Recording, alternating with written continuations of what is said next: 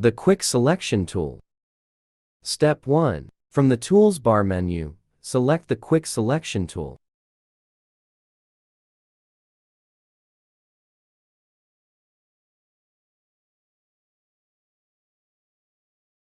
Step 2. Left-click on your desired object and drag your cursor around it to make a fine selection.